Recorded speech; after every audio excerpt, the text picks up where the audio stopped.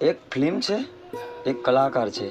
અપેક્ષાઓ તો પહેલેથી જ આસમાને છે, પણ ટોક્સિક એટલી જબરદસ્ત હશે કે માત્ર ચર્ચાઓ જ વધારે છે. ચાલો જાણીએ. યશને આપણે કેજીએફમાં જોયો હોય, પછી એટલે ટોક્સિક પર ભરોસો વધારે છે, એટલે જ ફિલ્મની સ્ટોરી મજબૂત હશે. ફિલ્મના એક્શનના કારણે નહીં, પણ સ્ટોરીના કારણે પણ દર્શકો સાથે જોડાઈ શકે છે. ફિલ્મની પહેલી ઝલક એટલે કે ટીઝર જોયા પછી સીધું ધ્યાન જાય છે યાસના પાત્ર ઉપર.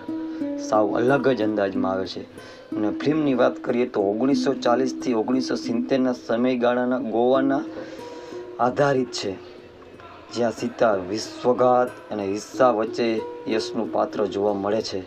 અહીં મને એવું લાગે છે કે યશનું પાત્ર ખાસ હશે. ટોક્સિક માત્ર ફિલ્મ હશે એવું નથી લાગતું, કારણ કે વાર્તાઓ સંબંધો, પરિવારનો નિર્ણયનો પરિણામ માટે હોઈ શકે છે. અને જો હવે ફિલ્મના કલાકારની વાત કરીએ ને, તો યશની સાથે કિયારા અડવાણી, નૈના તારા, હેમા કુરેશી અને તારા સુથારિયા અને રૂકમણી વસંત જેવા કલાકારો જોવા મળી શકે છે. અને આ મોટા કલાકારો હોવાથી ફિલ્મની અપેક્ષાઓ વધે છે. કેજીએફ પછી યશ એક મોટા ગુનાખારી પાત્રમાં જોવા મળી શકે છે. જો ફિલ્મના સંગીતની વાત કરીએ ને, તો રવિ બસુર નામ જ ઘણું છે.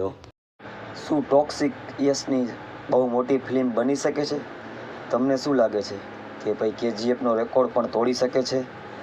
ચાલો હવે તો ફિલ્મ આવે ત્યારે જોઈ લેશી. મેં તો તમને ટ્રેલરની આધારિત મુજબ વાત કરી છે.